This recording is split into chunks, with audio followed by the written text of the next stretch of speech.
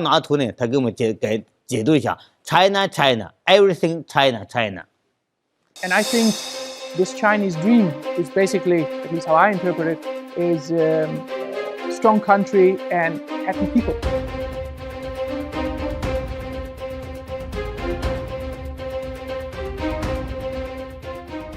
今天的 CEO 与中国共赢将聚焦改革开放与“一带一路”，探讨这些影响国际经贸合作的重要问题。I think for us, Vestas Wind Systems, we've been here in China for more than 40 years, right? And in China's history, that's only a short time, but I think for foreign companies, already quite a long time. We've been committed to China with ups and downs, like the whole world economy has known. So in terms of investment, if you look at it long term, we don't see that big of a change. The economy of China is rebounding, right? I have full faith in the Chinese economy. We see significant potential not only for us, for our own manufacturing base and our own, let's say, selling of the turbines, but also for our suppliers. We will see that when are in the middle of a sluggish global recovery with frequent regional conflicts and the prevalence of unilateralism and protectionism. So in this backdrop, China is still making its efforts to expand opening up. So how will this commitment mean for the global recovery and your business? 中国改革开放的大门越开越大，我们这个开放政策会让全球受益，我们会吸引很多企业到中国来进行投资，享受我们的政策的红利，同样我们的企业也会加大力度走出去，这是相辅相成的。我们不可能一个政策打天下，我们每个国家都有它的独立的政策来对进这个市场开拓。可能还是要找到适合当地经济发展的、最需要的、能够产生最多收益的这个基建的项目。For me, I think the steps that China is taking and for further reform and opening up is very encouraging. You see some of the policies that have come out now in the last year.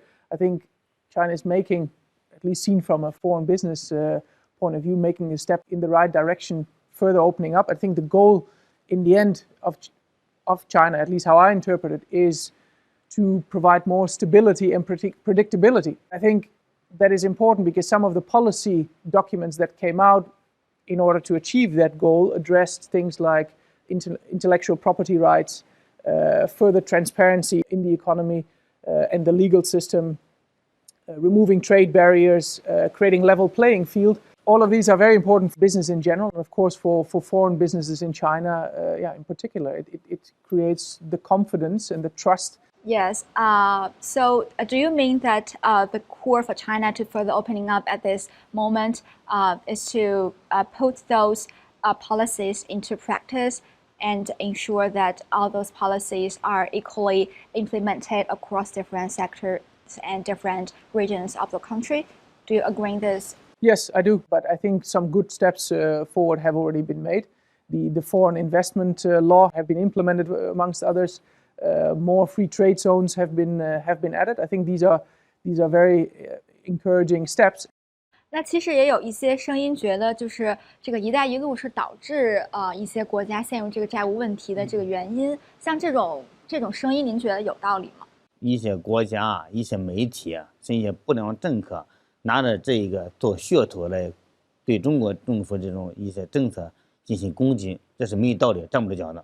我通过“一带一路”倡议的号召，很多这个一带一路沿线国家跟我们中国进行全方位合作，我们是真是帮助他们共同发展，而不是去掠夺，更不是剥削他们。因为你在当地投资也好，拉动这个建设好，最终是要促进当地经济发展，解决当地就业，来让当地老百姓和当地政府确实能够得到实惠，这样的这个企业在这发展可持续。我举一个例子，像当年我们在瓦纳图，在坦纳岛这个岛是瓦纳图一个外岛，它并没有公路。当我们刚开始去的时候，说是当地老百姓是对我们是非常抵触。当我们把它的沿海这个路修通以后，他确实感受到很多农产品，它也从他的这个站里能够运出来，能够因为到市场去售卖。说他特得的时候，他到后来都给我们的工人送吃的送喝的，特别拥护我们。我们中国在瓦努阿图，我们的英文名称 China Civil Engineering Construction Corporation， 就简称 CCEC。在瓦努阿图呢，他给我们解读一下 China China Everything China China， 就看见中国在影响力非常大。明白。这个例子真的非常生动。在这个国家经济发展中，债务是个普遍存在问题。你要想发展，你肯定要举债，你经济发展你会把债务给还上，它用时间来去解决的，是吧？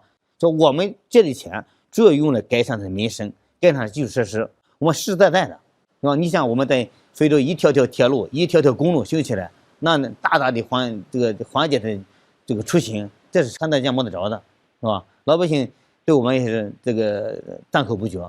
中国人是真心实意的帮助我们，我们就充分运用当地，跟当地是这个可以说是同呼吸共命运。I think the BRI upholds peace, cooperation, openness, inclusiveness, mutual learning, and win-win results as its key spirit. So, how do you think this kind of spirit is relevant to business development and the world economy? If there's one thing business doesn't like, it is conflict. The Chinese government, I think, understands and put policies forward. Businesses like stability, perspective, right? We need peace, we need collaboration, especially now after COVID, right? We need to rejuvenate economies around the world, not only China, but all countries basically around the world need to do this. Open up, not close down, close the curtains, close the door. I don't think that is the right way forward. It doesn't support business, so I think peace, collaboration is a fundamental pillar. So yes, all in all, I think the principles underlying Idailu are very relevant both on a country level and on a business level. We know that this year marks the 10th anniversary of this initiative, and it has become an international public goods and global cooperation platform along the way. And from your perspective, how can Chinese and foreign investors jointly explore new opportunities? I think the whole purpose of the initiative is, as you say, to open things up, right? So, in other words, to create opportunities for governments, for businesses. So there's plenty of opportunities. My perspective on these first 10 years of One Belt, One Road, what jumps out for me is a lot of infrastructure projects. But in general, what we need is infrastructure investments and cooperation, also very much on the energy side. And I think there, initiatives such as Idailu can really support making that grid and as such enabling companies like ours, but also specifically Vestas, we can then contribute to putting those wind parks on land, in the sea, and enable that transition towards decarbonization. 一带一路创立16年以来，我们所取得的成果是非常丰硕的。我们项目有3000多个。你像亚际铁路，一带一路一个典范。像亚际铁路开通，因为埃塞俄比亚是内陆国家，它没有出海口。亚际铁路修通以后，它打通出海口。像它的国家这个埃塞俄比亚鲜花就通过冷链运输，运到了到他们国家，这是非常明显的这个实在的成果摆在这儿。一来说将来的空间还是非常大的，因为现在随着改革开放我们这个大门不断的水准不断扩大，我们水平不断提高，中国智慧、中国方案、中国制造走出去，这个也不仅解决了当地的就业问题，也让他们学得一技之长，成为他们谋生的一种手段。越来越多的国家感受到，通过这一带一路这长10年之内，大家就感受到这个从中的得到的实惠。而且我们又提出小而美，小而美就是让更多的小而美项目用更多的关乎这个惠及民生，是吧？这时候经济发展最终是要老百姓受益，说我们的鲁班工坊，是吧？这是非常的有意义的，说他的这些国家普遍欢迎。我们参与好多个鲁班工坊，现在鲁班工坊毕业的学生又到我们这就业，在学习过程中到我们实习。毕业以后，我们给提供就业岗位。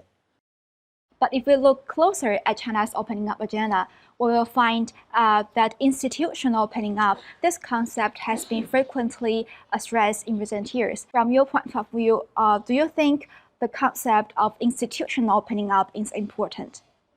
Yes, I think the concept of institutional opening up in China is very important, actually. The whole concept is aimed towards creating more stability, more visibility in the economy, and this is exactly what business is like, right? We don't like surprises, we want stability. The more transparency, the less risk and uncertainty on that legal system, the easier it becomes to make investment decisions. I hope it will bring, when completely implemented, create a more diverse and open Chinese economy, which is not only good for us as foreign businesses, it's good for China, it's good for the world. A more open and diverse Chinese economy is good for everybody. 我们中国改革开放大门只能越来越大，是吧？我们改革开放水平会越来越高，我们跟这个各个世界各国的融合度也契合度也会越来越高。因为我做一个国际化公司呢，我们感受特别明显，我们中国经济跟全球是一体的，是不可分割的。Do you think China will continue to attract more foreign direct investment, maintain such a decent growth? And maybe for Vestas specifically, will China's capacity become more or less important for your global supply chain? I have no doubt that the Chinese leadership will find ways to continue to attract these kind of investments. Before COVID, we were moving to an ever increasingly globalized world, and we as companies, we need to be resilient. So we don't want to have, for example, an item or component coming from one particular supplier. That's a risk. If it all comes from one particular country, whether that is China or Holland or Denmark or the US, doesn't matter. If it comes from one particular country, that's a risk. China is unmistakably a part of that mix. And we are maintaining our high interest in China. We have a big supply or manufacturing base in Shenzhen. We have a vast supply base around China. And we're maintaining that. We're adjusting that to as the world economy changes. I think if you look at the first time I came to China was 2005, before the Olympics. So if I compare that with now, China has gone through such a tremendous development. Also in terms of supply chain. Those first days when we came to China in 1986, we had to import everything. And now we have localization rates in China close to 100%. And that is because supply chains in China are competitive. And as I said, we have to balance, making sure that we don't get everything out of China, because that will be a risk. Balance that with supply chains in other part of the world to build that resilience. We will see that the topic of Chinese modernization is also a key driver of China's economy going forward. So how do you interpret this concept? How is China's modernization different from the Western modes? And what is such a process mean for global companies? Yeah, I think it's a fascinating topic for me. I've lived in China now for 7 years. And for me, it's linked to the national goal of national rejuvenation, right? The Chinese dream. And I think this Chinese dream is basically, at least how I interpret it, is strong country and happy people. On that road of modernization, as you say, there's challenges for all of us, but there's also plenty of opportunities. And the Chinese dream and the modernization journey is very exciting. And we as businesses, no matter whether you're from renewable energy or Mr. Chen's business, we have a role to play in that. So thank you both of you for sharing your insights and thoughts about China's opening up, the Build and Roll initiative, and also the global supply chain. And thank you so much for today.